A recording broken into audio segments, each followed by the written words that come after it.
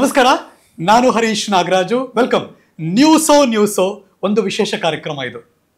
ನನಗೆ ಕವಿಗಳು ಹೇಳಿದ ಮಾತು ನೆನಪಾಗುತ್ತೆ. ಅವ್ರನ್ನ ಮೀಟ್ ಮಾಡಿದಾಗ್ಲೆಲ್ಲ ಮಕ್ಕಳಾಟವು ಚಂದ, ಮತ್ತೆ ಯೌವನ ಚಂದ, ಮುಪ್ಪಿನಲ್ಲಿ ಚಂದ ನರೆಗಡ್ಡ, ಎತ್ತ ನೋಡಿದರೂ ನಗು ಚಂದ. ವಯಸ್ಸಾಯಿತು, ಸುಸ್ತಾಯಿತು ಅನ್ನೋರಿಗೆಲ್ಲ ಬಹುಶಃ ರಿಯಲ್ ಲೈಫಲ್ಲಿ ಇವರೊಂಥರ ಪ್ರೇರಣೆ ಅಂತ ನಂಗೆ ಯಾವಾಗಲೂ ಅನಿಸುತ್ತೆ. ಅಪ್ಪಟ ರಾಜಕಾರಣಿಯನ್ನು ಭೇಟಿ ಮಾಡಿ ಇವತ್ತು ಶೋ ನಡೆಸ್ತಾ ಇದ್ದೀನಿ ನಾನು. ನಮ್ಮ ಜೊತೆ ಇದ್ದಾರೆ ಕರ್ನಾಟಕ ಸರ್ಕಾರದ ಮಾನ್ಯ ಸಹಕಾರ ಸಚಿವರು ಶ್ರೀ KN ರಾಜಣ್ಣ ಅವರು. ಹೇಗಿದ್ದೀರಿ? ಬಹಳ ಚೆನ್ನಾಗಿದ್ದೀನಿ. ಅದನ್ನು ಹೇಳೋದೇ ಬೇಕಾಗಿಲ್ಲ. ನಿಮ್ಮನ್ನು ನೋಡಿದ್ರೆ ಯಾರು ಬೇಕಾದ್ರೆ ಅರ್ಥ ಆಗೋದು. ನೋಡಿದ್ರೆ ಅನ್ಸುತ್ತೆ. ಏನು ಸೀಕ್ರೆಟು? ಸೀಕ್ರೆಟ್ ಏನಿಲ್ಲ, ನಾನು ಯಾವುದಕ್ಕೂ ಯೋಚನೆ ಮಾಡೋದಿಲ್ಲ. ಓಕೆ. ಆಗೋದಾಗ್ತದೆ, ಹೋಗ್ತದೆ. ನಮಗೇನು ಸರಿ ಅಂತ ಕಾಣಿಸುತ್ತೆ ಅದನ್ನು ಮಾಡ್ತಾ ಹೋಗೋದಷ್ಟೇ. ಓಕೆ. ಅಷ್ಟೇ ನಮ್ಮ ಜೀವನದಲ್ಲಿ ನನಗೆ ಖುಷಿನೂ ಕೊಟ್ಟಿದೆ. ಮತ್ತು ಯಾವತ್ತು ಏನು ಅಸಮಾಧಾನನೂ ಏನಿಲ್ಲ. ನಾನು ಎಲೆಕ್ಷನ್ ಸೋತಾಗ ಗೆದ್ದಾಗ ಎಲ್ಲರೂ ಒಂದೇ ಇದರಲ್ಲಿ ನಾನು ಅದನ್ನು ಸ್ವೀಕಾರ ಮಾಡ್ತೇನೆ. ಅದರಿಂದ ನಾನು ಎಲ್ಲ ಕಾಲದಲ್ಲೂ ಖುಷಿಯಾಗೇ ಇದ್ದೀನಿ. ರಾಜಕಾರಣದಲ್ಲಿ ಬ್ಲಡ್ಡಲ್ಲಿ ಅದಿದ್ದರೆ ರಾಜಕೀಯ ಮಾಡೋರನ್ನ ನೋಡಿದ್ದೀವಿ ನಾವು. ನಿಮ್ಮ ಕುಟುಂಬ ಹಾಗಲ್ಲ. ಬಟ್ ನೀವ್ಯಾಕೆ ರಾಜಕಾರಣದಲ್ಲಿದ್ದೀರಿ? ಅಲ್ಲ, ನನಗೆ ರಾಜಕಾರಣಕ್ಕೆ ಪ್ರೇರಣೆ ಅಂತೇಳಿದ್ರೆ ನನ್ನ ಪರಿಸರನೇ ಪ್ರೇರಣೆ. ನನ್ನ ಪರಿಸರದಲ್ಲಿ ಯಾರೆಲ್ಲ ಜನ ವಾಸ ಮಾಡ್ತಾ ಇದ್ದಂಥವ್ರು ಏನೆಲ್ಲ ಕಷ್ಟಗಳನ್ನು ಅನುಭವಿಸಿರ್ತಾರೆ, ಆ ಕಷ್ಟಗಳನ್ನು ನಾನೇ ಸ್ವಯಂ ಆಗಿ ನೋಡಿ ಆ ಕಷ್ಟಗಳನ್ನು ನಿವಾರಣೆ ಮಾಡಬೇಕು ಅಂತಕ್ಕಂಥ ಒಂದು ಬದ್ಧತೆಯಿಂದ ನಾನು ರಾಜಕಾರಣಕ್ಕೆ ಬಂದಂಥವನು. ನಾನು ಒಳಗೊಂಡಂತೆ ನಮ್ಮ ಕಿರಿ ವಯಸ್ಸಿನಲ್ಲಿ ಬಹಳಷ್ಟು ಸಮಾಜದಲ್ಲಿ ಇರ್ತಕ್ಕಂಥ ನ್ಯೂನತೆಗಳನ್ನು ಗಮನದಲ್ಲಿಟ್ಕೊಂಡು ಆ ನ್ಯೂನತೆಗಳನ್ನು ಸರಿಪಡಿಸ್ಲಿಕ್ಕೆ ಅದು ರಾಜಕೀಯ ಅಧಿಕಾರದ ಅಗತ್ಯತೆ ಇದೆ ಅಂತೇಳಿ ರಾಜಕೀಯಕ್ಕೆ ಬಂದಂಥದ್ದು. ಯಾರು? ಹೂ ಇನ್ಸ್ಪೈರ್ಡ್ ಯು? ಯಾರು ಪ್ರೇರಣೆ? ಸಮಾಜ ನನಗೆ ಇನ್ಸ್ಪಿರೇಷನ್ನು. ಆದರೂ ಕೂಡ ನಮಗೆ ಕಿರಿ ವಯಸ್ಸಿನಲ್ಲಿ ನಮಗೆ ಮಾರ್ಗದರ್ಶನ ಮಾಡಿ ನಮಗೆ ಲೀಡರ್ಶಿಪ್ ಕ್ವಾಲಿಟೀಸ್ ಯಾವ ರೀತಿ ಇರಬೇಕು, ಏನು ಎತ್ತ ಅಂತಕ್ಕಂಥದ್ದನ್ನು ನಮ್ಮ ಏನು ಈಗ ನಮ್ಮ ಲಕ್ಕಪ್ಪನವ್ರು ಇರ್ತಾಯಿದ್ರು, ನಮ್ಗೆಲ್ಲದಕ್ಕಿಂತ ಹೆಚ್ಚಿನದಾಗಿ ನಮಗೆ ಬುದ್ಧಿ ಹೇಳ್ತಕ್ಕಂಥವ್ರು. ಯಾಕೆ ನಮ್ಮ ತಂದೆ ತಾಯಿಯಂದ್ರು ಅವರು ಅವಿದ್ಯಾವಂತರು. ಅವ್ರೇನು ನನಗೆ ಬುದ್ಧಿ ಹೇಳಿ ಇದು ಮಾಡಬೇಕು ಅದು ಮಾಡಬೇಕು ಅಂತ ಹೇಳೋಷ್ಟು ಅವ್ರಿಗೆ ಜ್ಞಾನದ ಕೊರತೆ ಇತ್ತು. ಅಂಥ ಕಾಲದಲ್ಲಿ ನಮ್ಮ ತುಮಕೂರಿನಲ್ಲಿ TSLN ಮೂರ್ತಿ ಅವರು ಅಂತೇಳಿ ಹಿರಿಯ ವಕೀಲರು ಕೂಡ ಇದ್ದರು. ಅವರು ಮುನ್ಸಿಪಲ್ ಅಧ್ಯಕ್ಷರು ಕೂಡ ಆಗಿದ್ದರು. ಮತ್ತು ಅವರ ಕುಟುಂಬದ ಅವರ ಧರ್ಮಪತ್ನಿನೂ ಕೂಡ ನಮ್ಮ ತುಮಕೂರು ಗೌರ್ಮೆಂಟ್ ಕಾಲೇಜಲ್ಲಿ ಅವರು ಪ್ರೊಫೆಸರ್ ಆಗಿದ್ದರು, ಪ್ರಿನ್ಸಿಪಾಲ್ರು ಆಗಿದ್ದರು. ಸೊ ಅವರು ನನ್ನ ತುಮಕೂರಿಗೆ ಹೋದಾಗ ನಾನು ಅವ್ರ ಮನೆಗೆ ಹೋಗ್ತಾ ಇದ್ದೆ. ಊಟದ ಟೈಮ್ ಇರ್ಬೋದು, ತಿಂಡಿ ಟೈಮ್ ಇರ್ಬೋದು. ಅಂಥ ಸಮಯದಲ್ಲಿ ನಮಗೆ ಅವರು ಹೇಳ್ತಕ್ಕಂಥ ಮಾತುಗಳು ಇವೆಲ್ಲ ನಮಗೆ ಪ್ರೇರಣೆ. ಅದ್ರ ಜೊತೆಯಲ್ಲಿ ನಮಗೆ ರಾಜಕೀಯದಲ್ಲಿ ಯಾವ ರೀತಿ ಹೋರಾಟ ಮಾಡಬೇಕು ಏನು ಅಂತಕ್ಕಂಥದ್ದಕ್ಕೆ ನಮ್ಮೂರಿನಲ್ಲಿ ಕುಂಡ್ಲಿಗಿರಿ ಶ್ರೀನಿವಾಸಾಚಾರ್ಯ ಅಂತ ಇದ್ರು, KL ನರಸಿಂಹಯ್ಯನವರು ಇದ್ದರು. ಮತ್ತು ವಿಶೇಷವಾಗಿ ಲಕ್ಕಪ್ಪನವರು ಅವರು ಏನು PSP ಪ್ರಜಾ ಸೋಷಲಿಸ್ಟ್ ಪಾರ್ಟಿನಲ್ಲಿ ಆ ಪಕ್ಷ ಕಟ್ತಕ್ಕಂಥ ಕಾಲ ಎಂಥದ್ದು ಅಂತ ಹೇಳಿದ್ರೆ ಕಾಂಗ್ರೆಸ್ ವಿರುದ್ಧ ಯಾರು ಮಾತಾಡಾಗೆ ಇರಲಿಲ್ಲ. ಅಂತಹ ಕಾಲ 62ನೇ ಇಸ್ವಿಯಿಂದ ಅವರು ಹೋರಾಟದಿಂದ ಪಕ್ಷವನ್ನು ಕಟ್ಟಿ ಪ್ರಜಾ ಸೋಷಲಿಸ್ಟ್ ಪಾರ್ಟಿ ಅಂತೇಳಿ ಕಟ್ಟಿ ಅವರು ಒಂದು ಜನಪರವಾಗಿ ಹೋರಾಟ ಮಾಡ್ತಕ್ಕಂಥದ್ದು, ಜನರ ತೊಂದರೆಗಳನ್ನು ನಿವಾರಣೆ ಮಾಡಲಿಕ್ಕೆ ಪ್ರಯತ್ನ ಮಾಡ್ತಕ್ಕಂಥದ್ದು ಇವೆಲ್ಲ ನಮಗೆ ಪ್ರೇರಣೆ. ಆ ದಿಸೆಯಲ್ಲಿ ಅವರಿಂದ ನಾವು ಭಾಳಷ್ಟು ಕಲ್ತಿದ್ದೇವೆ. ಹಾಗೆಯೇ ಮತ್ತು 69ರಲ್ಲಿ ಏನು ಇಂದಿರಾ ಗಾಂಧಿಯವರು ಕಾಂಗ್ರೆಸ್ ವಿರುದ್ಧವಾಗಿ PSP ಇದ್ದದ್ದು, ನಾವೆಲ್ಲ PSPನಲ್ಲಿ ಬೆಳೆದಂಥವು.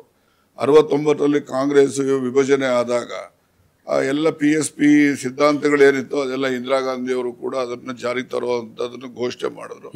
ಹಾಗಾಗಿ PSP ಪಾರ್ಟಿ ಅದು ಪೂರ್ಣವಾಗಿ SM ಕೃಷ್ಣ ಅವರಿರ್ಬೋದು, K ರಂಗನಾಥ್ ಸಾಹೇಬ್ರು ಇರ್ಬೋದು, ಆಗಿನ AH ಶಿವಾನಂದ ಸ್ವಾಮಿ ಇರ್ಬೋದು, ಎಲ್ಲರೂ ಕೂಡ ಇಂದಿರಾ ಗಾಂಧಿಯವರ ನಾಯಕತ್ವಕ್ಕೆ ಬೆಂಬಲವನ್ನು ಸೂಚಿಸ್ತಕ್ಕಂಥದ್ದು ಹೋದಾಗ ನಮಗೆ ಇಂದಿರಾ ಗಾಂಧಿಯವರು ನಂತರ ಏನು ಕರ್ನಾಟಕದಲ್ಲಿ ಕಾಂಗ್ರೆಸ್ ಪಕ್ಷಕ್ಕೆ ಕನ್ವೀನರ್ ಆಗ್ತಾರೆ. ಅವರು ಕೂಡ ಏನು ಸಮಾಜವಾದಿ ಸಿದ್ಧಾಂತ ಮತ್ತು ಬಡವರ ಬಗ್ಗೆ ಕಳಕಳಿಯನ್ನು ಇಟ್ಕೊಂಡಿರ್ತಕ್ಕಂಥದ್ದು. ಹಾಗೆ ದೇವರಾಜ ಏನು ಸೆಳೀತು ಸರ್ ನಿಮಗೆ ಇಂಡಿಯನ್ ನ್ಯಾಷನಲ್ ಕಾಂಗ್ರೆಸ್? ಏನು ಸೆಳೀತು ಅವಾಗಿನ 25 ವರ್ಷದ ರಾಜಣ್ಣ ಅವ್ರನ್ನ? ಆಗ ಸೆಳಿಲಿಕ್ಕೆ ಕಾರಣ ಏನಂದರೆ ಇಂದಿರಾ ಗಾಂಧಿಯವರು ಬ್ಯಾಂಕ್ ನ್ಯಾಷನಲೈಸೇಷನ್ ಮಾಡ್ತಕ್ಕಂಥದ್ದು, ಪೈವಿಪರ್ ಸಬಾಲಿಷನ್ನು, ಗರೀಬಿ ಹಟಾವೋ ಕಾರ್ಯಕ್ರಮ, ಭೂ ಸುಧಾರಣೆ ಕಾರ್ಯಕ್ರಮಗಳು, ಇವೆಲ್ಲ ಏನು ಒಂದು ಸೋಷಲಿಸ್ಟಿಕ್ ಪ್ರೋಗ್ರಾಮ್ಸ್ ಇವುಗಳನ್ನೆಲ್ಲ ಆಯಮ್ಮ ಘೋಷಣೆ ಮಾಡಿದಾಗ ನಾವು ಎಲ್ಲ ಅದೇ ಕಾರ್ಯಕ್ರಮಗಳಿಗೇನೆ ಹೋರಾಟ ಮಾಡ್ತಿದ್ದವರು. ನಮ್ಮ ಕಾರ್ಯಕ್ರಮಕ್ಕೆ ಅವ್ರಿಗೂ ಬೆಂಬಲವಾಗಿ ಬಂದಾಗ ನಾವು ಅವ್ರ ಜೊತೆ ಇದ್ದು ಅವ್ರಿಗೆ ಇನ್ನೂ ಬೆಂಬಲ ಹೆಚ್ಚು ಶಕ್ತಿಯನ್ನು ಕೊಟ್ಟಾಗ ಈ ಕಾರ್ಯಕ್ರಮಗಳು ಜಾರಿ ಆಗ್ಲಿಕ್ಕೆ ಅನುಕೂಲ ಆಗ್ತದೆ ಅಂತಕ್ಕಂಥ ದೃಷ್ಟಿಯಿಂದ ನಾವು ಕಾಂಗ್ರೆಸ್ ಪಕ್ಷಕ್ಕೂ ಸೇರಿದು ದೇವರಾಜ ಅರಸರ ಜೊತೆನಲ್ಲಿ ಅವರ ಹಿಂದೆ ನಾವೆಲ್ಲ ಒಂಥರ ಅವರಿಗೆ ನಾವೆಲ್ಲ ಮಕ್ಕಳ ರೀತಿ ನಮ್ಮನ್ನು ಕಾಣ್ತಾ ಇದ್ರು, ಅವರು ಗೌರವ ಕೊಡ್ತಾ ಇದ್ರು. ಅವರು ನೋಡಿ ಬಂದಾದ ಮೇಲಿಂದ ಅವನವ್ರು ಬ್ಯಾಕ್ವರ್ಡ್ ಕ್ಲಾಸ್ ಕಮಿಷನ್ ಅವ್ರು ಮಾಡಿದ್ದು, ಭೂ ಸುಧಾರಣೆ ಕಾಯ್ದೆಗಳು ತಂದ್ರು, ಡೆಟ್ ರಿಲೀಫ್ ಆಕ್ಟ್ ಅನ್ನ ತಂದ್ರು. ಹೀಗೆ ಹಲವಾರು ಬಡವರು ಎಲ್ಲ ಜಾತಿಯಲ್ಲಿ ಇರ್ತಕ್ಕಂಥ ಬಡವರ ಅಭ್ಯುದಯಕ್ಕೆ ಕೊಟ್ಟಂತ ಕಾರ್ಯಕ್ರಮಗಳು. ಆ ಕಾರ್ಯಕ್ರಮಗಳಿಂದ ನಾವು ಹೆಚ್ಚು ಉತ್ತೇಜಿತರಾಗಿ ನಾವು ನಮ್ಮನ್ನ ರಾಜಕೀಯದಲ್ಲಿ ಹೆಚ್ಚು ತೊಡಗಿಸ್ಕೊಂಡು ಆ ಕಾರ್ಯಕ್ರಮಗಳನ್ನ ಜಾರಿ ಮಾಡುವಂತ ಕೆಲಸ ಮಾಡಿದ್ವು. ರಾಜಕಾರಣಕ್ಕೆ ಎಂಟ್ರಿ ಕೊಡ್ತೀರಿ, ಎಲ್ಲವೂ ಹೂವಿನ ಹಾಸಿಗೆ ಅಲ್ವಲ್ಲ ಸರ್? ರೆಡ್ ಕಾರ್ಪೆಟ್ ಹಾಕಿ ನಿಮ್ಮನ್ನು ಒಳಗೆ ನಮಗೆ ಪ್ರಾರಂಭದಲ್ಲಿ ನಮಗೆ ರಾಜಕಾರಣದಲ್ಲಿ ನಮಗೆ ಸೇವೆ ಮಾಡ್ತಕ್ಕಂಥದ್ದು ಅಂತ ನಮ್ಮ ಇದೆ. ಆಗ ನಮಗೆ ಇತ್ತೀಚೆಗೆ ಗೊತ್ತಾಗಿದ್ದು ರಾಜಕಾರಣ ಅಂದ್ರೆ ಅಧಿಕಾರ ಹಿಡಿಯೋದು ಅಂತ. ಆದ್ರೆ ನಮಗೆ ಆಗ 78 ದೇವರಾಜ ಅರಸು ಅಸೆಂಬ್ಲಿಗೆ ನಿಲ್ಲಿಕ್ಕೆ ಹೇಳಿದ್ರು. ನಾನು ಇಲ್ಲ ಸರ್ ಈಗ ಬೇಡ ನನಗೆ ಅಂದೆ. ಆಗ ಅವರು ಪಾಪ ದುಡ್ಡಿಗೇನು ಯೋಚನೆ ಮಾಡಬೇಡ, ನೀನು ಚುನಾವಣೆಗೆ ನಾನು ಕೊಡ್ತೀನಿ ನಿಂತ್ಕೊಳ್ಳಯ್ಯ ಅಂದ್ರು. ನಾನು ಬೇಡಿ ಸರ್ ಈಗ 83ಕ್ಕೆ ನಿಲ್ತೀನಿ ಅಂದೆ. ಬಟ್ 83 ಹೆಚ್ಚು ರಾಜಕೀಯದ ಘಟನಾವಳಿಗಳು ಆಯ್ತು. ಇಂದಿರಾ ಗಾಂಧಿ ಅವ್ರಿಗೂ ಡಿಫರೆನ್ಸ್ ಬಂದು ಅವರೇ ಬೇರೆ ಕ್ರಾಂತಿ ರಂಗ ಅಂತ ಹೋದ್ರು. ನಾವು ಇಂದಿರಾ ಗಾಂಧಿ ಅವ್ರ ಜೊತೆಲೇ ಉಳ್ಕೊಂಡು. ಬಟ್ ಆಗ ನಾನು ದೇವರಾಜ ಅರಸರ ಜೊತೆನಲ್ಲಿ ಹೋಗ್ಬೇಕಾಗಿತ್ತು ಸೈದ್ಧಾಂತಿಕವಾಗಿ ಯೋಚನೆ ಮಾಡಿದ್ರೆ. ಆದ್ರೆ ಅವರು 79ರಲ್ಲಿ ಚೀಫ್ ಮಿನಿಸ್ಟರ್ ಇರೋವಾಗ್ಲೇ ಲೋಕಸಭಾ ಚುನಾವಣೆ ಬಂದ್ಬಿಡುತ್ತೆ. ಆ ಚುನಾವಣೆ ಬಂದಾಗ ನಾನು ಅರಸರಿಗೆ ಹೇಳಿದೆ, ಸರ್ ಈ ಚುನಾವಣೆ ಲೋಕಸಭೆ ಚುನಾವಣೆ ನೀವು ಗೆಲ್ಲೋದಿಲ್ಲ, ನೀವೇನಾದ್ರೂ ಲೋಕಸಭಾ ಚುನಾವಣೆಗೆ ಹೋದ ನೆಕ್ಸ್ಟ್ ಡೇ ರಾಜೀನಾಮೆ ಕೊಟ್ಬಿಡ್ತೀರಾ ನೀವು, ಯಾಕೆಂದ್ರೆ ಒಂದು ಸೀಟು ಗೆಲ್ಲೋದಿಲ್ಲ ನಿಮಗೆ ಅಂತ ಹೇಳಿದೆ ನಾನು. ಇಲ್ಲ ನಾನು ಗೆಲ್ತೀವಿ ಹಂಗೆ ಹೀಗೆ ಅಂತ ಹೇಳಿದ್ರು. ಪಾಪ ಅವರಿಗೆ ಯಾವ ವರದಿಗಳಿದ್ದೋ ಏನಿದ್ದೋ ಗೊತ್ತಿಲ್ಲ. ನಮಗೆ ಅಂತ ಹೇಳಿದ್ರೆ ನಾವು ಜನರ ಮಧ್ಯೆ ಇರ್ತಾ ಇದ್ದು, ಬೆಳಿಗ್ಗೆ ಎದ್ರೆ ಕಾಲಲ್ಲಿ ಚಪ್ಪಲಿ ಇಲ್ಲದೆ ಇರೋ ಜೊತೆನಲ್ಲಿ ನಾವೆಲ್ಲ ಸುತ್ತಾಡ್ತೀವಿ. ಆಗ ಜನರ ಭಾವನೆಗಳನ್ನ ತಿಳ್ಕೊಳ್ಳೋದಿಕ್ಕೆ ಅವ್ರಿಗಿನ್ನ ಹೆಚ್ಚು ಅವಕಾಶಗಳು ನಮ್ಗಿರ್ತಾ ಇತ್ತು. ಹಾಗಾಗಿ ಅವರು ಪಾಪ ಅದು ಒಂದು ದುರದೃಷ್ಟಕರವಾದಂತಹ ಸಂದರ್ಭ ಅದು. ಇವರು ಕಾಂಗ್ರೆಸ್ ಅಂತ ಮಾಡಿಕೊಂಡು ಇವರು ಇಂದಿರಾ ಗಾಂಧಿ ಅವರ ವಿರುದ್ಧವಾಗಿ ಹೋದಂಥದ್ದು. ಆಗ ಚರಣ್ ಸಿಂಗ್ ಪ್ರೈಮ್ ಮಿನಿಸ್ಟರ್ ಆಗಿ ಚುನಾವಣೆ ಬಂದಂಥದ್ದು. ಇವೆಲ್ಲವೂ ಕೂಡ ಒಂದು ರೀತಿಯ ರಾಜಕೀಯದ ಇತಿಹಾಸದಲ್ಲಿ ಕರಾಳ ಪುಟಗಳು ಅಂತೇಳಿ ನಾನು ಭಾವಿಸ್ತೇನೆ. ಪರಿಷತ್ತಲ್ಲಿದ್ರಿ, ಅದಾದ್ಮೇಲೆ ವಿಧಾನಸಭೆಗೆ ಆಯ್ಕೆ ಆಗೋದಕ್ಕೆ ಬಯಸಿದ್ರಿ. ಟಿಕೆಟ್ ಕೇಳಿದ ತಕ್ಷಣ ಹೈಕಮಾಂಡ್ ಕೊಟ್ಬಿಡಲ್ಲ, ಬೇಜಾರಾಯ್ತು. ಹೆಂಗ್ ನಿಭಾಯಿಸಿದ್ರಿ ಮತ್ತೆ ಹೆಂಗ್ ಮುಂದಕ್ಕೆ ತಗೊಂಬಂದ್ರಿ? ಹೆಂಗ್ ಕಾಂಗ್ರೆಸ್ ಜೊತೆನೇ ಇದೀರಿ? ಇಡೀ ಕಾಂಗ್ರೆಸ್ ಪಕ್ಷ ಇದೆಯಲ್ಲ, ಎಲ್ಲ ಸಮುದಾಯದವ್ರಿಗೂ ಕೂಡ ಅವಕಾಶ ಕೊಡುವಂತ ಪಕ್ಷ ಇದು ಒಂದು. ಎರಡನೇದು, ಕಾಂಗ್ರೆಸ್ ಪಕ್ಷ ಎಲ್ಲ ಸಮುದಾಯದವರ ಜನಗಳ ಹಿತವನ್ನ ಕಾಪಾಡ್ತಕ್ಕಂಥ ರೀತಿಯಲ್ಲಿ ಕೆಲಸ ಮಾಡ್ತಕ್ಕಂಥದ್ದು ಕಾಂಗ್ರೆಸ್ ಪಕ್ಷ. ಈಗ ಬೇರೆ ಬೇರೆ ಪಾರ್ಟಿಯವ್ರನ್ನ ಬೇರೆ ಬೇರೆ ರೀತಿಯಲ್ಲಿ ಟೀಕೆ ಮಾಡ್ಬೋದು. ನಾನು ಟೀಕೆಗೆ ಹೋಗದೆ ನಮ್ಮ ಕಾಂಗ್ರೆಸ್ ಪಕ್ಷದಲ್ಲಿ ಎಲ್ಲ ಲೀಡರ್ಗಳು ಸರಿ ಇದ್ದಾರೆ ಅಂತ ನಾನೇನು ಹೇಳೋದಿಲ್ಲ. ನಮ್ಮಲ್ಲೂ ಕೂಡ ಅಲ್ಲಿ ಇಲ್ಲಿ ಲೋಪಗಳು ಇದ್ದಾವೆ. ಆದರೆ ಅಂತಿಮವಾಗಿ ಒಟ್ಟಾರೆ ಲೆಕ್ಕ ಹಾಕಿದಾಗ ಕಾಂಗ್ರೆಸ್ ಪಕ್ಷದಲ್ಲಿ ಎಲ್ಲ ಸಮುದಾಯದವರಿಗೂ ಕೂಡ ಅವಕಾಶಗಳು ದೊರಕುತ್ತೆ. ಮತ್ತೆ ಎಲ್ಲ ಸಮುದಾಯದ ಬಡವರಿಗೂ ಕೂಡ ಒಂದು ರೀತಿಯಲ್ಲಿ ಅವರ ಒಂದು ಆರ್ಥಿಕ ಮಟ್ಟವನ್ನ ಹೆಚ್ಚಿಸ್ಲಿಕ್ಕೆ ಅವರೆಲ್ಲರೂ ಕೂಡ ವಿದ್ಯಾವಂತರಾಗಬೇಕು, ಸಮಾಜದಲ್ಲಿ ಸ್ವಾಭಿಮಾನದಿಂದ ಇರಬೇಕು, ಆ ರೀತಿಯ ಒಂದು ಅನಿಸಿಕೆಗೆ ಪೂರಕವಾಗಿ ಕೆಲಸ ಮಾಡ್ತಕ್ಕಂಥದ್ದು ಕಾಂಗ್ರೆಸ್ ಪಕ್ಷ ಮಾತ್ರ. ಅದಕ್ಕೋಸ್ಕರ ನಾನು ಕಾಂಗ್ರೆಸ್ ಪಕ್ಷದಲ್ಲಿ ಇರ್ತಕ್ಕಂಥ. ಸೊ ಹೊರಗೋದ್ರು ಕೂಡ ಮತ್ತೆ ವಾಪಸ್ ಇಲ್ಲೇ ಇರಬೇಕು. ಅದು ನೋಡಿ, ಹೊರಗೆ ನಾನೆಲ್ಲ ಹೋಗಿದ್ದು. ನನಗೆ 1984 ಫಸ್ಟ್ ಟೈಮ್ ನಾವು ಲಕ್ಕಂನವ್ರ ಜೊತೆಯಲ್ಲಿದ್ದು. ಆಗ ಲಕ್ಕಂನವ್ರಿಗೆ ಲೋಕಸಭೆ ಟಿಕೆಟ್ ತಪ್ಪಿಸಿ ಬಸವರಾಜ್ ಅವರು ಕೊಡ್ತಾರೆ. ನಾವು ಕಾಂಗ್ರೆಸ್ಗೆ ನಾವು ಸಹಾಯ ಮಾಡಕ್ ಹೋಗ್ಲಿಲ್ಲ ಚುನಾವಣೆಯಲ್ಲಿ. ಆಗ ನನಗೆ ಪಕ್ಷದಿಂದ ತೆಗೆದುಹಾಕಿದ್ರು 84. ತಿರ್ಗಾ 94 ಏನಾಯ್ತು, ನನಗೆ 94 ನಾನೇ ಅಸೆಂಬ್ಲಿಗೆ ನಿಂತೆ. 83 ಚುನಾವಣೆಯಲ್ಲಿ ಗುಂಡೂರಾಯರು ಟಿಕೆಟ್ ಕೊಟ್ಟರು ಎಲ್ರಿಗೂ. ಕಾನೋ ಗುಂಡೂರಾಯರು ಅವರು ನನಗೆ ಆಗ ಅನುಕೂಲ ಆಗಲಿಲ್ಲ. ತಿರ್ಗಾ 85 KH ಪಾಟೀಲ್ರು ಬಂದರು, ಆ ಕಾಲದಲ್ಲೂ ನನಗೆ ಸಹಾಯ ಆಗಲಿಲ್ಲ. 89 ವೀರೇಂದ್ರ ಪಾಟೀಲ್ರು ಬಂದರು, ಆಗಲೂ ಕೂಡ ನನಗೆ ಸಹಾಯ ಆಗಲಿಲ್ಲ. 94 ಟಿಕೆಟ್ ಭಾಳ ಸೀರಿಯಸ್ ಆಗಿ ತುಮಕೂರು ಸಿಟಿಗೆ ಕೇಳಿದೆ. ತುಮಕೂರು ಸಿಟಿಗೆ ಕೇಳಿದಾಗ ಅವರು ಕೊಡಲಿಲ್ಲ. ತುಮಕೂರು ಸಿಟಿಗಾರು ಕೊಡಿ, ಅಲ್ಲಿ ಮೈನಾರಿಟೀಸ್ ಕೊಡೋದಾದ್ರೆ ನನಗೆ ಬೆಳ್ಳಾವಿಗಾದರೂ ಕೊಡಿ ಅಂತ ಕೇಳಿದೆ, ಕೊಡಲಿಲ್ಲ. ಆಗ ನಾನು ತುಮಕೂರು ಸಿಟಿಗೆ ಇಂಡಿಪೆಂಡೆಂಟ್ ಆಗಿ ಸ್ಪರ್ಧೆ ಮಾಡಿದೆ. ಅವಾಗ ಒಂದ್ಸರಿ ತೆಗೆದುಹಾಕಿದ್ರು ಕಾಂಗ್ರೆಸ್ ಪಾರ್ಟಿಲಿ. ಸರಿ, ಆಗ ನಾನು ಕಂಟೆಸ್ಟ್ ಮಾಡಿದೆ. ಆಗ ನನಗೆ 26,000 ಓಟ್ ಹಾಕಿದ್ರು. ನನಗೆ ಗೊತ್ತಿಲ್ಲ ಇಷ್ಟೊಂದು ಓಟ್ ಹಾಕ್ತಾರೆ ನನಗೆ ಅಂತ. ಹೌದಾ? ನಾವೇನೋ 1-2 ಸಾವಿರ. ಯಾಕೆಂದ್ರೆ ತುಮಕೂರು ಕ್ಷೇತ್ರ ಎಂಥದ್ದು ಅಂದ್ರೆ ಹಿಂದೆ XMLA ನಿಂತಿರು, ಸುಭಾನ್ ಸಾಹೇಬ್ ನಿಂತರು 1,000 ವೋಟ್ ಹಾಕ್ಬಿಟ್ರು ಇಂಡಿಪೆಂಡೆಂಟ್. ಅವರು ರೆಡ್ಡಿ ಕಾಂಗ್ರೆಸ್ ಅಲ್ಲಿ 78 ಆ ನಂತರ ನಮ್ಮ BP ಗಂಗಾಧರ್ ನಿಂತರು ಬಹುಗುಣ ಅವರ ಪಕ್ಷದಲ್ಲಿ, ಅವ್ರಿಗೂ ಕೂಡ 2,700 ವೋಟೇನೋ ಹಾಕಿದ್ರು. ಅವ್ರು ಬಹುಗುಣನೇ ಬಂದು ಕ್ಯಾಂಪೇನ್ ಮಾಡಿದ್ರು. ಅದು ಇನ್ನೊಂದು ಸಂದರ್ಭದಲ್ಲಿ ನಮ್ಮ ಚಿಕ್ಕವೀರಯ್ಯನವರು ಅಂತ ಹೇಳಿ ತುಮಕೂರು ಪುರಸಭೆ ಅಧ್ಯಕ್ಷ ಆಗಿದ್ರು. ಅವ್ರು ಕಮ್ಯುನಿಸ್ಟ್ ಪಾರ್ಟಿಯಿಂದ ನಿಂತ್ಕೊಳ್ತಾರೆ. ಕಮ್ಯುನಿಸ್ಟ್ ಪಾರ್ಟಿಯಿಂದ ನಿಂತ್ಕೊಂಡ್ರೆ ಅವರು ಜ್ಯೋತಿ ಬಸುನೇ ಬಂದು ಕ್ಯಾಂಪೇನ್ ಮಾಡ್ತಾರೆ. ಅವರು 2,600 ವೋಟ್ ಹಾಕ್ತಾರೆ. ಅದರಿಂದ ಇವರು ಪಾರ್ಟಿನಲ್ಲಿ ನಿಂತು ನ್ಯಾಷನಲ್ ಲೀಡರ್ಸ್ ಎಲ್ಲ ಬಂದು ಕ್ಯಾಂಪೇನ್ ಮಾಡಿದ್ರು ಕೂಡ ಈ ಪರಿಸ್ಥಿತಿ ತುಮಕೂರಿನಲ್ಲಿ ಇರೋವಾಗ ನಮಗೆ ಯಾವ ನ್ಯಾಷನಲ್ ಲೀಡರ್ಸ್ ಬರೋದಿಲ್ಲ, ಏನಿಲ್ಲ. ನಮಗೇನಂದ್ರೆ ಎಲ್ಲ ಬಡವ್ರ ಬಗ್ಗರು ಇಂಥ ಮಕ್ಳುಗಳನ್ನ ಕಟ್ಕೊಂಡು ನಾವು ಚುನಾವಣೆ ಮಾಡಬೇಕು. ನಮಗಿನ್ನೇನು ಜಾಸ್ತಿ ಓಟ್ ಹಾಕಲ್ಲ, ಏನು ಜಾಸ್ತಿ 10,000 ಬೀಳ್ಬೋದು, ಡಿಪಾಸಿಟ್ ಉಳಿಯುತ್ತೆ ಅಂತ ನಾನು ತಿಳ್ಕೊಂಡು ಚುನಾವಣೆ ಮಾಡಿದೆ. ಅಂದರೆ ಚುನಾವಣೆ ಕಡೆ ಒಂದು 5 ದಿವಸದಲ್ಲಿ ಮಾಡಿದ್ದೆ. ನಾನು ಮುಂಚೆ ಯಾವುದೋ ಇದಕ್ಕೂ ಹೋಗಲಿಲ್ಲ. ಯಾವಾಗ ನಾನು ಚುನಾವಣೆ ಎಲ್ಲ ಆದಮೇಲೆ ಮತದ ಬಂದಿರೋದು ನೋಡಿದ್ಮೇಲೆ ಅಯ್ಯೋ ನಾನು ಸ್ವಲ್ಪ ಪ್ರಯತ್ನ ಮಾಡಿದ್ರೆ ಗೆಲ್ಬೋದಾಗಿತ್ತಲ್ಲ, ನಾನು ಪ್ರಯತ್ನ ಮಾಡ್ಲಿಲ್ವಲ್ಲ ಅಂತ ನನಗೆ ನಾನು ಅನ್ಕೊಂಡೆ. 26,000 ನಾಟ್ ಈಸಿ. ನಾನು 26 ಲಕ್ಷ್ಮೀ ನರಸಿಂಹಯ್ಯ ಅಂತ ಹೇಳಿ ಜನತಾ ಪಾರ್ಟಿಯಿಂದ ನಿಂತಿದ್ರು. ಅವರು ಮಿನಿಸ್ಟರ್ ಆ ಕಾಲದಲ್ಲಿ ಮಿನಿಸ್ಟರ್ ಇದ್ರು. ಅವ್ರಿಗೆ 20, ನನಗಿನ್ನ 1,000 ಜಾಸ್ತಿ. ನಮ್ಮ ಶಫಿ ಅಹಮದ್ ಅವರು ಕಾಂಗ್ರೆಸ್ ಪಾರ್ಟಿಯಿಂದ ನಿಂತಿದ್ರು. ಅವ್ರು 29 ತಗೊಂಡ್ರು. ನಮ್ಮ BJPಯಿಂದ ನಿಂತವರು ಗೆದ್ರು. ಆಗ ಅವರೆಲ್ಲ ಕಡಿಮೆ 32, 36 ಏನೋ ತಗೊಂಡು ಗೆದ್ರು. ಆಗ ನನಗನ್ನಿಸ್ತು ನಾನು ಕ್ಯಾಂಪೇನ್ ಮಾಡಿದ್ರೆ ಸೀರಿಯಸ್ ಆಗಿ ನಾನು ಗೆದ್ಬಿಡ್ತಾ ಇದ್ನಲ್ಲ ಈ ಚುನಾವಣೆನಲ್ಲೇನೆ ಅಂತ ನನಗೆ ಆಮೇಲಂತು. ಆಗ ನನಗೆ 94 ಆ ಥರ ಆಯಿತು. ಪಾರ್ಟಿಯಿಂದನೂ ತೆಗೆದುಹಾಕಿದ್ರು, ಸರಿ ಅಂತ ಸುಮ್ಮನೆ ಇದ್ದೆ.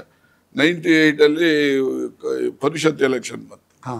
ಪರಿಷತ್ ಎಲೆಕ್ಷನ್ ಏನಪ್ಪ ಅಂತ ಹೇಳಿದ್ರೆ ದೇವೇಗೌಡರು ಅವಾಗ ಪ್ರಧಾನಮಂತ್ರಿ ಇದ್ರು. ಇಲ್ಲಿ ನಮ್ಮ ಇವರು JH ಪಟೇಲ್ರು ಮುಖ್ಯಮಂತ್ರಿ ಇದ್ರು.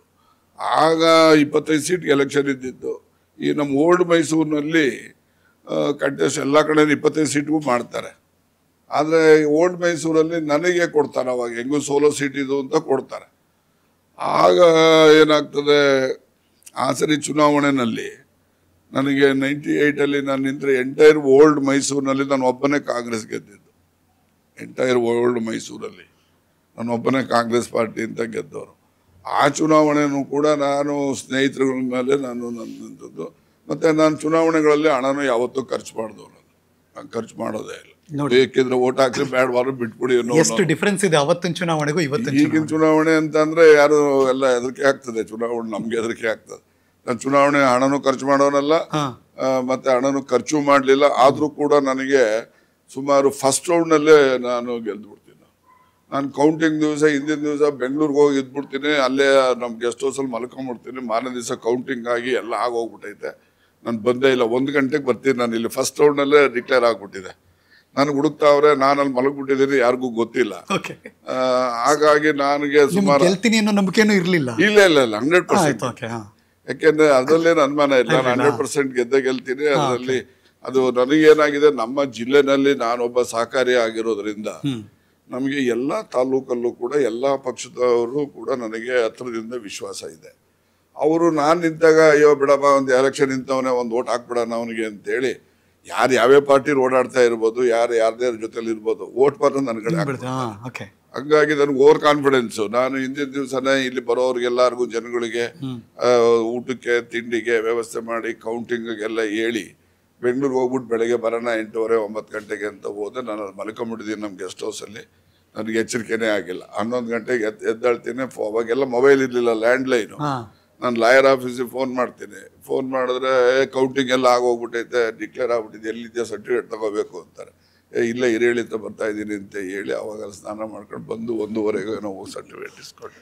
ಹಾಗೆ ನನಗೆ ಸಂಪೂರ್ಣವಾದ ವಿಶ್ವಾಸ. ಫಸ್ಟ್ ರೌಂಡಲ್ಲೇ ಗೆದ್ದಿದ್ದು. ಅಲ್ಲಿಂದ ಹೊಸ ವೇಗ ಶುರುವಾಯ್ತಲ್ಲ, ಅಲ್ಲಿಂದ ಇಲ್ಲಿ ತನಕ ನಿಂತಿಲ್ಲ. ಒಂದು ಮಧುಗಿರಿ ಅಂದ ತಕ್ಷಣ KN ರಾಜಣ್ಣ ನೆನಪಿಸ್ಕೊತಾರೆ. ರಾಜಣ್ಣ ಅಂದ ತಕ್ಷಣ ಸಹಕಾರ ಕ್ಷೇತ್ರವನ್ನ ನೆನಪಿಸ್ಕೊಳ್ತಾರೆ. ಈ ತ್ರಿಕೋನ ಇದೆಯಲ್ಲ ಸರ್, ಹೇಗಿತ್ತು ಸರ್ ಈ ಜರ್ನಿ?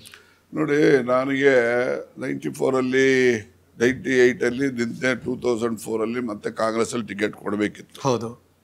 ಆವಾಗ ಈಸಿ ಇತ್ತು. ನನಗೆ ಟಿಕೆಟ್ ಕೊಡಲಿಲ್ಲ.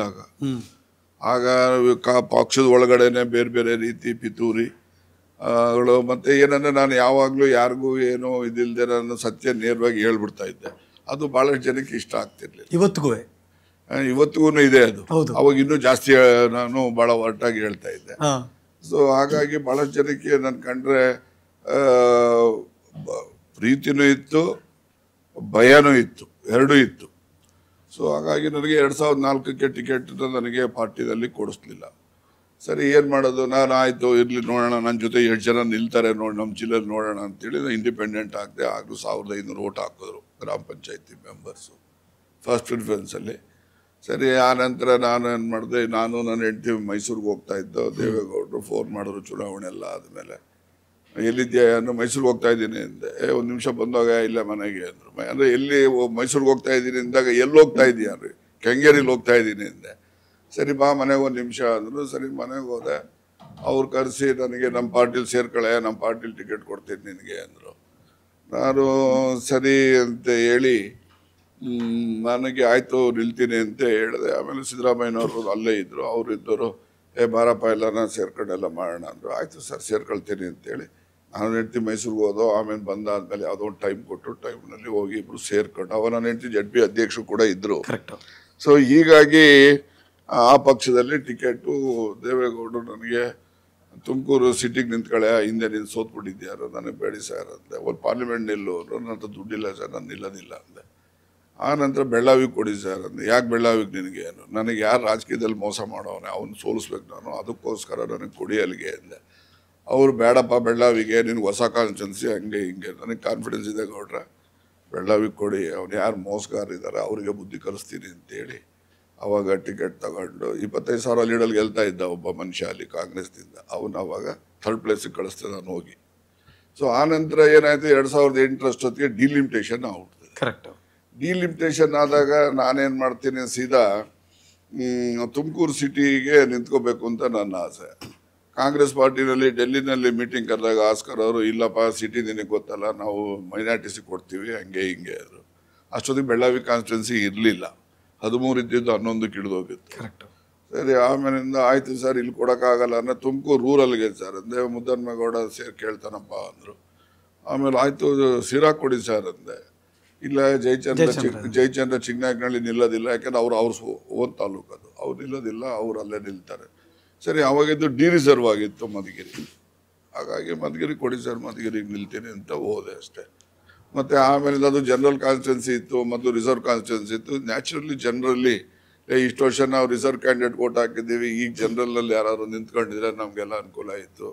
ಈಗಲೂ ತಿರ್ಗಾ ರಿಸರ್ವ್ ST ಒಂದು ಬಂದು ನಿಂತ್ಕೊತಾನೆ ಜನರಲ್ ಕಾನ್ಸ್ಟಿಟ್ಯೂನ್ಸಿನಲ್ಲಿ ಅಂತ ಸ್ವಲ್ಪ ಎಂಥವ್ರಿಗೂ ಸರ್ವೇ ಸಾಮಾನ್ಯವಾಗಿ ಒಂದು ರೀತಿ ಮನಸ್ಸಿನಲ್ಲಿ ಅಸಮಾಧಾನ ಬರೋದಕ್ಕೆ. ನಿಮ್ಮ ಆಯ್ಕೆನೇ ಕುತೂಹಲ ಇತ್ತು ಸರ್. ಯಾಕೆಂದ್ರೆ ರಾಜಕಾರಣದಲ್ಲಿ ನಾಯಕರನ್ನ ನಾವು ಜಾತ್ಯತೀತ ನಾಯಕರು ಅಂತ ಕರಿತೀವಿ.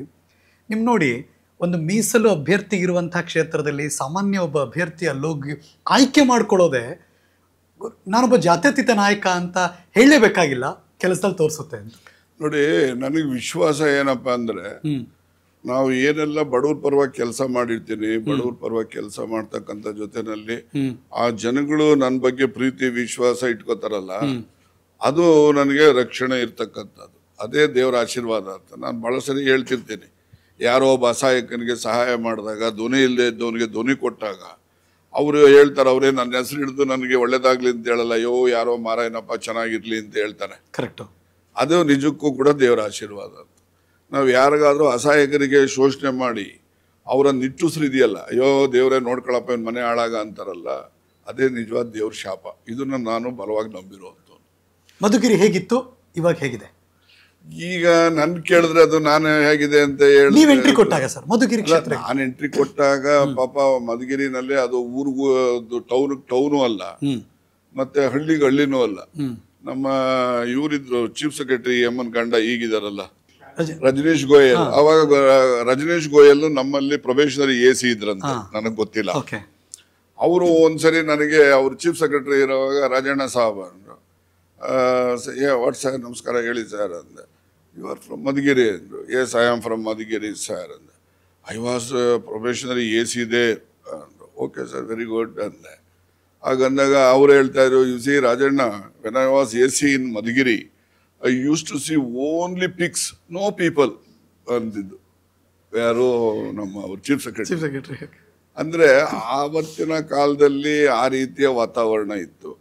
ಈಗ ನಾನು ಶಾಸಕನಾಗಿ ಹೋಗಿ ಬಂದ್ಮೇಲೆ ಸಿದ್ದರಾಮಯ್ಯನವರು ಮುಖ್ಯಮಂತ್ರಿ ಇರ್ತಕ್ಕಂಥ ಕಾಲದಲ್ಲಿ ಅಲ್ಲಿನ ಬೆಳವಣಿಗೆಗೆ ಹೆಚ್ಚು ಪ್ರೋತ್ಸಾಹವನ್ನ ಕೊಟ್ಟರು. ಅವರ ಒಂದು ಪ್ರೋತ್ಸಾಹ ಕೊಟ್ಟ ಹಿನ್ನೆಲೆಯಲ್ಲಿ ಅಲ್ಲಿ ನಾನು ಎಕ್ಸಿಕ್ಯೂಟಿವ್ ಇಂಜಿನಿಯರ್ ಆಫೀಸ್ ಇರಲಿಲ್ಲ, ಆಫೀಸ್ ತಂದೆ ಅಲ್ಲಿಗೆ.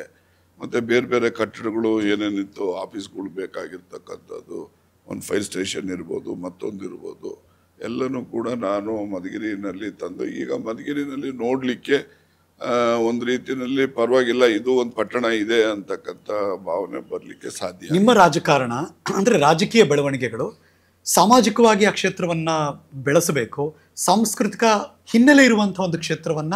ಯಾಕಂದರೆ ಮಧುಗಿರಿ ಅಂದಾಗ ವಿಶ್ವಮಟ್ಟದಲ್ಲಿ ಬೇರೆ ಬೇರೆ ಕಾರಣಗಳಿಗೆ ಹೆಸರುವಾಸಿ ಅವರು.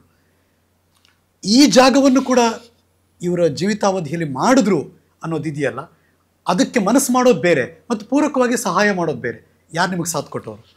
ಈಗ ನೋಡಿ, ಮಧುಗಿರಿನಲ್ಲಿ ನಾನು 2008ರಲ್ಲಿ ಮೊದಲು ಚುನಾವಣೆಗೆ ನಿಂತಾಗ ಜನರು ಪರಿಚಯ ಇದ್ರು, ಮುಖಂಡರುಗಳು, ವೋಟರ್ಸ್ ಪರಿಚಯ ಇರಲಿಲ್ಲ. ಮತ್ತೆ ಹಳ್ಳಿಗಳು ನನಗೆ ಪರಿಚಿತ ಇಲ್ಲ, ನಾನೇನು ಜಾಸ್ತಿ ಹೋಗ್ತಾ ಇರಲಿಲ್ಲ.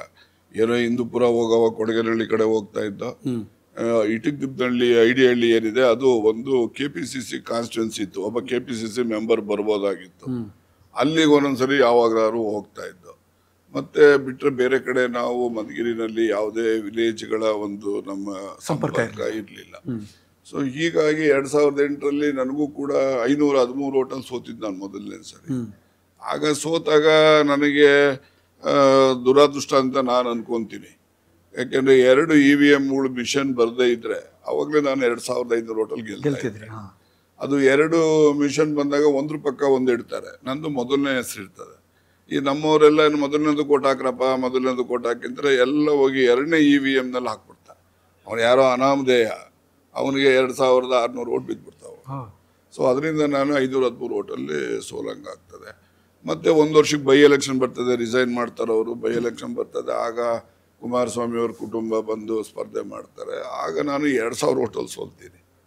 ಅವ್ರು ಬಂದಾಗ ಅವ್ರಿಗೆ ಅಂದರೆ ಎಲ್ಲ ದೇಶದಲ್ಲಿರೋ ಮುಖಂಡರುಗಳೆಲ್ಲ ಬಂದು ಕ್ಯಾಂಪೇನಿಗೆ ಬರ್ತಾರೆ.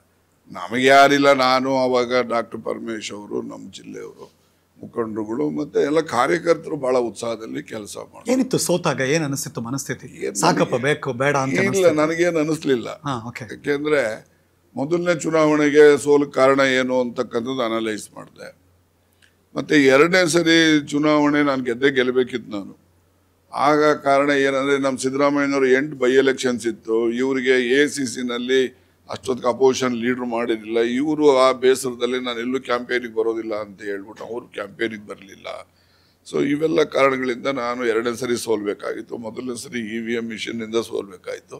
ಸರಿ ಆಯ್ತಲ್ಲ ಅಂತೇಳಿ ಸುಮ್ಮನೆ ಇದ್ದೆ. ಮತ್ತೆ ಲೋಕಲ್ ಬಾಡಿ ಎಲೆಕ್ಷನ್ಸ್, ಜಿಲ್ಲಾ ಪಂಚಾಯತಿ, ತಾಲೂಕ್ ಪಂಚಾಯತಿ, ಮುನ್ಸಿಪಾಲ್ಟಿಗಳೆಲ್ಲ ಬಂದು ಆ ಎಲ್ಲದರಲ್ಲೂ ಕೂಡ ಕಾಂಗ್ರೆಸ್ಸಿನ ಅಭ್ಯರ್ಥಿಗಳು ಜಯ ಗಳಿಸ್ತಾರೆ. ಅದು ಒಂದು ನನಗೆ ಪ್ರೇರಣೆ ಶಕ್ತಿ. ಬಟ್ ಒಂದು ಗುಣ ಏನಪ್ಪ ನಿಮ್ಮದು ಅಂದರೆ, ನೀವು ಸೋತಾಗ್ರೂ ಆ ಕ್ಷೇತ್ರ ಜೊತೆ ನಂಟು ಬಿಟ್ಟಿಲ್ಲ ನೀವು. ನೋಡಿ ನಾನು ಸೋತೆ, 500 ಜನ ಓಟ್ ನನಗೆ ಕಮ್ಮಿ ಹಾಕಿರ್ಬೋದು. ಆಯ್ತು, ಆದ್ರೂ ನನಗೂ 52,000 ಓಟ್ ಹಾಕಿರ್ತಾರಲ್ಲ, ನಾನು ಅವ್ರಿಗೆ ಪ್ರತಿನಿಧಿಯಾಗಿ ಕೆಲಸ ಮಾಡ್ಬೇಕಲ್ಲ, ಅವ್ರ ಋಣ ನಾನು ತೀರಿಸ್ಬೇಕಲ್ಲ. ನಾನು ಸೋತಾಕ್ಷಣಕ್ಕೆ ಅವ್ರ ಗತಿ ಏನು ಮತ್ತೆ? ಹಾಗಾಗಿ ಸೋಲು ಗೆಲುವಿನಿಂದ ಪ್ರಶ್ನೆ ಅಲ್ಲ, ಆದರೆ ನಮ್ಮ ನಂಬಿರ್ತಕ್ಕಂಥ ಜನರ ಯೋಗಕ್ಷೇಮವನ್ನ ಕಾಪಾಡ್ತಕ್ಕಂಥದ್ದು ಒಬ್ಬ ಮುಖಂಡ ಮಾಡಿದ್ರೆ ಆ ಮುಖಂಡನಿಗೆ ಮುಂದಿನ ದಿನಗಳಲ್ಲಿ ಯಶಸ್ಸಿರುತ್ತೆ. ಅದಕ್ಕೆ ನಾನೇ ಉದಾಹರಣೆ.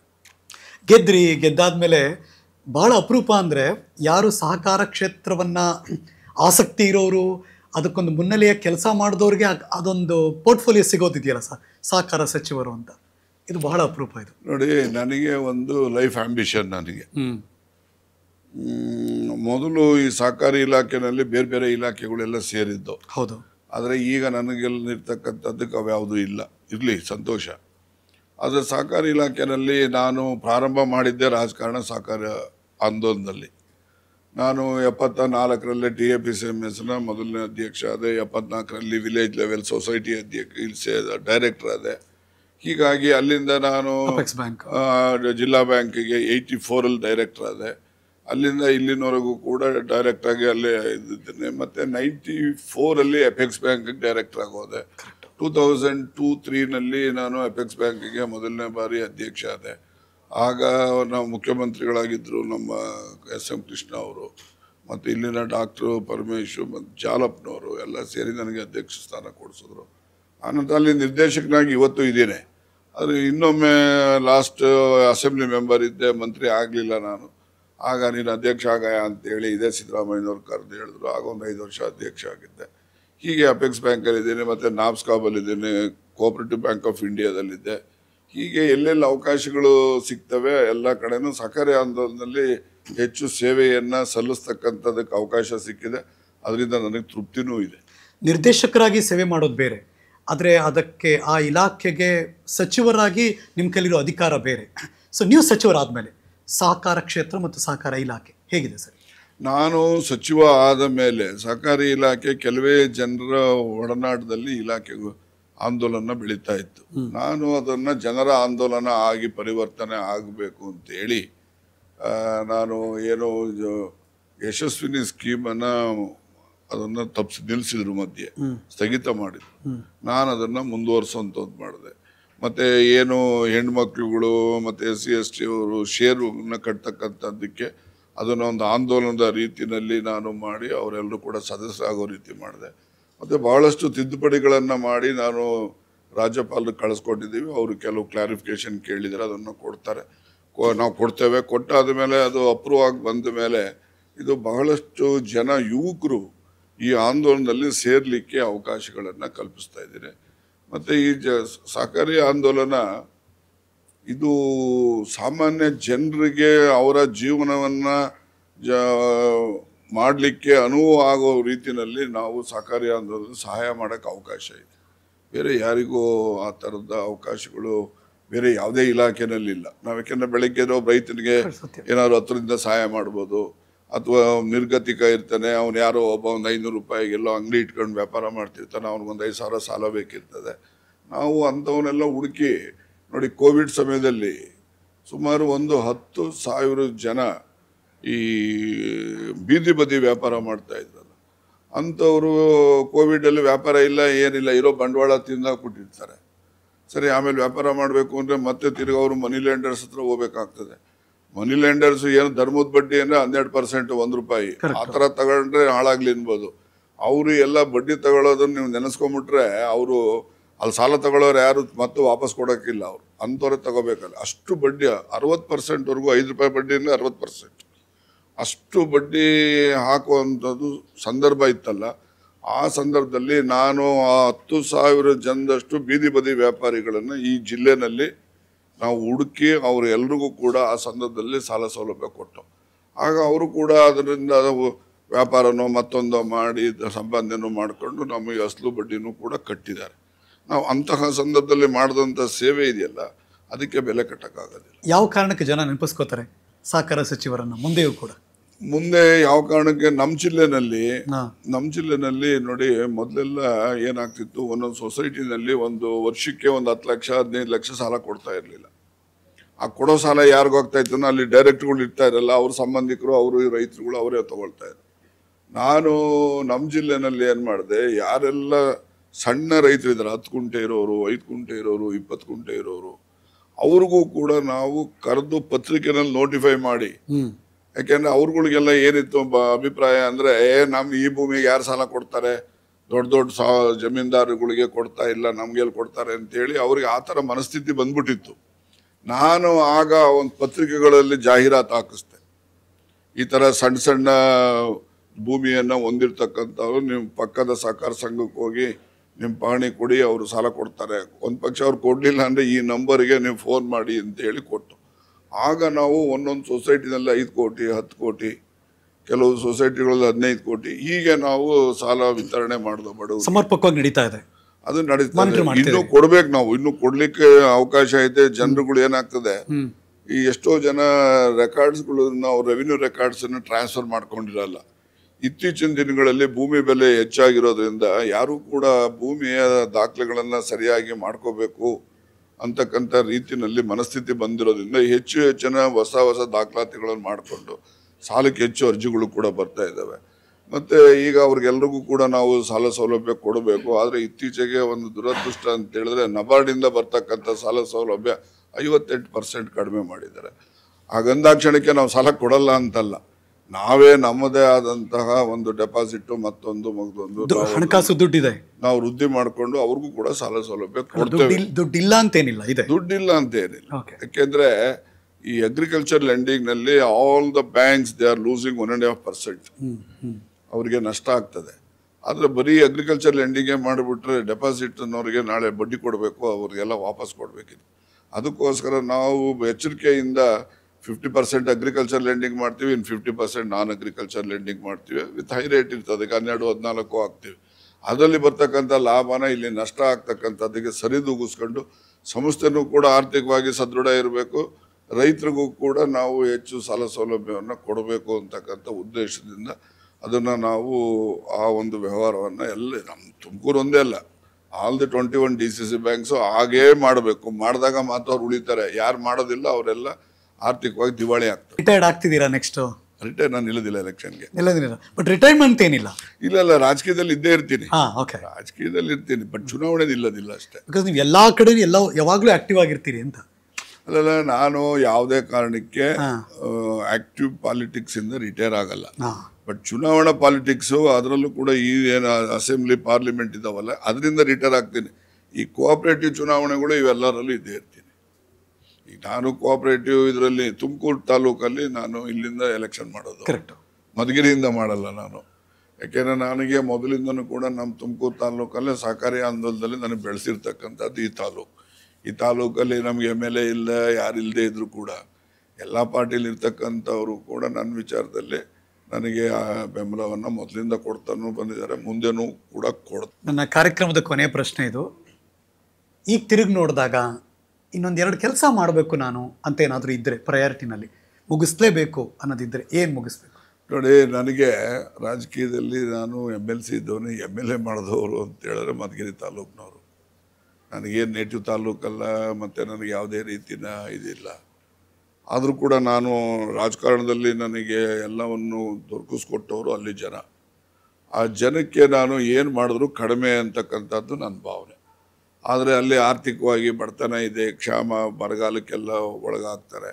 ಆ ಜನಗಳಿಗೆ ಒಂದು ಆರ್ಥಿಕವಾಗಿ ಶಕ್ತಿ ತುಂಬಬೇಕು, ಜನರಲ್ಲಿ ವಿದ್ಯಾವಂತರ ಸಂಖ್ಯೆ ಹೆಚ್ಚಾಗಬೇಕು, ಇದನ್ನು ಮಾಡಬೇಕು ಅಂತಕ್ಕಂಥದ್ದು. ಆ ದೃಷ್ಟಿಯಿಂದ ನಾವೀಗಾಗಲೇ ಏನು ಕೆರೆಗಳಿಗೆ ನಾವು ನೀರನ್ನು ಸಂಪೂರ್ಣವಾಗಿ ನಮ್ಮ ಮಧುಗಿರಿ ತಾಲೂಕಿನ ಎಲ್ಲ ಕೆರೆಗಳಿಗೂ ನೀರು ತುಂಬಿಸ್ಬೇಕು ಅಂತೇಳಿ ಕಾರ್ಯಕ್ರಮ ಮಂಜೂರು ಮಾಡಿಸಿದ್ದೇವೆ. ಮತ್ತು ಒಂದು ಪ್ರವಾಸಿ ತಾಣ ಆಗಬೇಕು ಮಧುಗಿರಿ. ಯಾಕೆಂದರೆ ಮಧುಗಿರಿ ಅನ್ನೋ ಒಂದು ಇತಿಹಾಸ ಇದೆ. ಏನು ನಮ್ಮ ಮಾಸ್ತಿ ವೆಂಕಟೇಶ ಅಯ್ಯಂಗಾರರು ಮದ್ದಗಿರಿ ಅಂತಕ್ಕಂಥದ್ದನ್ನು ಮಧುಗಿರಿ ಅಂತೇಳಿ ನಾಮಕರಣ ಮಾಡಿದಂಥ ಇತಿಹಾಸ ಎಲ್ಲ ಇದೆ. ಮತ್ತು ಅಲ್ಲಿ ಇತಿಹಾಸ ಇರ್ತಕ್ಕಂಥದ್ದು ಏಕಶಿಲಾ ಬೆಟ್ಟ ಅಂದರೆ ಅದು ಏಷ್ಯಾ ಖಂಡಕ್ಕೆ ಇರ್ತಕ್ಕಂಥದ್ದು, ಅದು ಏಕೈಕ. ಅದನ್ನು ನಾನು ಒಂದು ಟೂರಿಸ್ಟ್ ಅಟ್ರಾಕ್ಷನ್ ಥರ ಟೂರಿಸ್ಟ್ ಸರ್ಕ್ಯೂಟ್ ಮಾಡಬೇಕು, ಅದಕ್ಕೆ ಒಂದು ಕೇಬಲ್ ಕಾರ್ ಇದನ್ನೆಲ್ಲ ಮಾಡಬೇಕು, ಜಿಲ್ಲೆ ಮಾಡಬೇಕು ಅಂತಕ್ಕಂಥದ್ದು. ಇವೆಲ್ಲವೂ ಕೂಡ ಮಾಡಿದಾಗ ಅಲ್ಲಿ ಜನಗಳಿಗೆ ಒಂದು ಪ್ರವಾಸಿ ಕೇಂದ್ರ ಆದರೆ ಅಲ್ಲಿ ಆರ್ಥಿಕ ಚಟುವಟಿಕೆಗಳು ಹೆಚ್ಚುತ್ತವೆ, ಮತ್ತು ಉದ್ಯೋಗ ಸೃಷ್ಟಿ ಆಗ್ತದೆ. ಮತ್ತು ನೀರು ಬರೋದ್ರಿಂದ ರೈತಾಪಿ ವರ್ಗದವರು, ಭೂಮಿ ಇರ್ತಕ್ಕಂಥವ್ರು ಬೇಸಾಯ ಮಾಡಿ ಅವರು ಕೂಡ ಆರ್ಥಿಕವಾಗಿ ಸದೃಢ ಆಗಲಿಕ್ಕೆ ಸಾಧ್ಯ ಆಗ್ತದೆ. ಈ ರೀತಿ ನಾವು ಮುಂದಿನ ಪೀಳಿಗೆ ಆರ್ಥಿಕವಾಗಿ ಸದೃಢ ಆಗಬೇಕು, ವಿದ್ಯಾವಂತರಾಗಬೇಕು. ಅದಕ್ಕೆ ನನ್ನ ಯೋಚನೆಗಳು, ಚಿಂತನೆಗಳು ಇರ್ತಕ್ಕಂಥದ್ದು. ನೀವೇನೇ ಮಾಡಿದ್ರು ನೆಗೆಟಿವ್ ಕಮೆಂಟ್ ಮಾಡೋರಿಗೆ ಏನು ಉತ್ತರ ಕೊಡ್ತೀರಾ? ನೆಗೆಟಿವ್ ಕಾಮೆಂಟ್ ಮಾಡೋರಿಗೆ ಉತ್ತರ ಜನನೇ ಕೊಡ್ತಾರೆ, ನಾನೇನು ಕೊಡಬೇಕಾಗಿಲ್ಲ. ಈಗ ನೋಡಿ, ನನಗೆ ಗೆದ್ದದ್ದು 36,000 ಲೀಡಲ್ಲಿ ಗೆದ್ದಿರೋದು ನಾನು. ದೇವೇಗೌಡರು 3 ಸರಿ ಹೋಗ್ಬಿಟ್ಟು ಎದೆ ಚೆಚ್ಕೊಂಡು ನನಗೆ ಸೋಲಿಸ್ಬೇಕು ಅಂತ ಕಣ್ಣಲ್ಲಿ ನೀರು ಹಾಕ್ಕೊಂಡು ಎಲ್ಲ ಬಂದ್ಬಿಟ್ರು. ನನಗೆ ಮೀಡಿಯಾ ಸ್ನೇಹಿತರು ಹೇಳೋರು, ಒಂದ್ಸರಿ ಬಂದವ್ರು 5,000 ಕಮ್ಮಿ ಆಗ್ಬಿಟ್ಟಿದ್ದೆ ಸರ್ ಅಂತ. ನಾನು ಹೇಳ್ತಾ ಇದ್ದೆ 5,000 ಜಾಸ್ತಿ ಆಗ್ತಿದ್ದು ನೋಡ್ರಪ್ಪ ಅಂತ ಹೇಳ್ತಾ ಇದ್ದೆ. ಹಾಗೆ ನೋಡಿ, 36,000 ಒಂದು ಕಾನ್ಸ್ಟಿಟ್ಯೂನ್ಸಿ ಇಡೀ ನಮ್ಮ ಜಿಲ್ಲೆನಲ್ಲಿ ಯಾವ ಕ್ಷೇತ್ರದಲ್ಲೂ ಕೂಡ ಅಷ್ಟು ಬಹುಮತದಿಂದ ಯಾರೂ ಗೆದ್ದಿಲ್ಲ. ಮತ್ತು ನಾನು 92,000 ಓಟ್ ತೊಗೊಂಡಿದ್ದು, 36,000 ಲೀಡು. ಅಂದರೆ ಜನಗಳಿಗೆ ನಾವೆಲ್ರಿಗೂ ಹೋಗಿ ಅವರಿಗೆ ನಾವು ಮನುಷ್ಯ ಅಂತ ಹೇಳಿದ್ರೆ, ಒಬ್ಬ ನಮ್ಮ ಮೇಷ್ಟ್ರೊಬ್ರು ಹೇಳ್ತಾ ಇದ್ರು, MLA ಅಂತ ಹೇಳಿದ್ರೆ ಮೆಂಬರ್ ಆಫ್ ಲೆಜಿಸ್ಲೇಟಿವ್ ಅಸೆಂಬ್ಲಿ ಅಂತ ನಾವು ಅಂದ್ಕೊಂಡಿರೋದು. ಆದರೆ MLA ಅನ್ನೋನು man of love and affection ಆಗಬೇಕು. MLA ಅಂದರೆ ಅಲ್ಲಿ ಅಸೆಂಬ್ಲಿ ಒಳಗಡೆ ಹೋಗೋದಲ್ಲ, he must be a member of man of love and affection ಇರಬೇಕು. ಅವನು MLA ಅಂತ ನನ್ನ ಲೆಕ್ಕದಲ್ಲಿ, not this member of legislative assembly. ಅವ್ರ ಹೃದಯದಲ್ಲಿ ನಾವು ಇರಬೇಕು. ಆ ರೀತಿ ನಮ್ಮ ಕಾರ್ಯಚಟುವಟಿಕೆ ಇರಬೇಕು. ಅದನ್ನು ನಂಬಿರೋನು ನಾನು, ಆ ರೀತಿ ನಡೆಯೋನು ನಾನು. ಏನು ನುಡಿತಿರೋ, ಏನು ನಡೀತಾ ಇದೆಯೋ ಹಾಗೆ ನಡ್ಕೋತಾ ಇದ್ದೀರಾ. ಹಾಗಾಗಿ ಜನ ಇಷ್ಟೊಂದು ಪ್ರೀತಿ ಮಾಡ್ತಿದ್ದಾರೆ. ನನ್ನ ಜೀವನದಲ್ಲಿ ನನ್ನ ಸ್ವಂತಕ್ಕೋಸ್ಕರ ನಾನು ಸುಳ್ಳು ಹೇಳಿಲ್ಲ. ಯಾರಿಗಾರೋ ಒಬ್ರಿಗೆ ಅನುಕೂಲ ಆಗಲಿ ಅನ್ನೋದಿದ್ರೆ, ನೋಡ್ರಿ ಭಾಳ ಒಳ್ಳೆಯವನು ಇವನು, ಹಿಂಗೆಲ್ಲ ಅನುಕೂಲ ಮಾಡ್ರಪ್ಪ ಅಂತ ಹೇಳಿದ್ದೀನಿ. ಇವೊಂದು ಈಸ್ ಅ ಬ್ಯಾಡ್ ಫೆಲೋ. ಆ ಥರ ಸುಳ್ಳು ಹೇಳಿದ್ದೀನಿ ಹೊರತು ನನ್ನ ಸ್ವಾರ್ಥದಕ್ಕೋಸ್ಕರ ನನ್ನ ಜೀವನದಲ್ಲಿ ಇದುವರೆಗೂ ನಾನು ಸುಳ್ಳು ಹೇಳಿಲ್ಲ. ಮುಂದೇನೂ ಹೇಳ್ಬಾರ್ದು ಅಂತ ನನ್ನ ಇದು ಸ್ವಾರ್ಥಕ್ಕೆ. ಬೇರೆಯವ್ರಿಗೆ ಸುಳ್ಳು ಹೇಳಿದ್ರು ಹೇಳಿದ್ದೀನಿ, ಇಲ್ಲ ಅಂತಾನೆ. ಈಗ ಯಾರೋ ಬರ್ತಾನೆ ಪೊಲೀಸ್ ಸ್ಟೇಷನಲ್ಲಿ, ಸರ್ ನನ್ನ ಮೇಲೆ ಕೇಸ್ ಹಾಕ್ಬಿಟ್ಟವ್ರೆ ನೋಡಿ, ಹೇಳಿ ಸರ್ ಪೊಲೀಸ್ನವ್ರು ಬಂದಿರು ಹುಡುಕೊಂಡು ಅಂತ. ನಾನು ಪೊಲೀಸ್ಗೆ ಏನು ಹೇಳಬೇಕು? ಒಳ್ಳೆ ಹುಡುಗ ಕಂಡ್ರಿ ಅವನಂತವನಲ್ಲ, ಇವೊಂದು ಈಸ್ ಅ ಬ್ಯಾಡ್ ಫೆಲೋ. ನಾವು ಹೇಳ್ಬೇಕಾಗ್ತದೆ. ಇಲ್ಲಾಂದ್ರೆ ಅವನೇನೋ ನಂಬಿಕೆ ನಮ್ತೋ ಬಂದಿರ್ತಾನೆ, ಏನೋ ರಕ್ಷಣೆ ಕೊಡ್ತಾರೆ ಅಂತ. ನಾವು ತಪ್ಪು ಮಾಡೋನ್ರಿ ನೊಳಕಾಗ್ರಿ ಒತ್ತು ಅಂತ ಹೇಳೋಕ್ಕಾಗ್ತದ? ಒಳ್ಳೆಯವನಪ್ಪ ಬಿಟ್ಟು ಕಳಿಸಿ ಅಂತ ಹೇಳ್ಬೇಕಲ್ಲ. ಆ ಥರದಲ್ಲಿ ಸುಳ್ಳುಗಳು ಹೇಳಿರ್ತೀನಿ ಹೊರತು ಸ್ವಾರ್ಥಕ್ಕೆ ನಾನು ಯಾವತ್ತೂ ಸುಳ್ಳು ಹೇಳಿಲ್ಲ. Thank you sir. Thanks thank you. ಇದು ಸಹಕಾರ ಸಚಿವರು ಶ್ರೀ KN ರಾಜಣ್ಣನವರು ಇವತ್ತಿನ the leader talk with Harish Nagaraju. ಮತ್ತೆ ಸಿಗ್ತೀನಿ. ನಮಸ್ಕಾರ.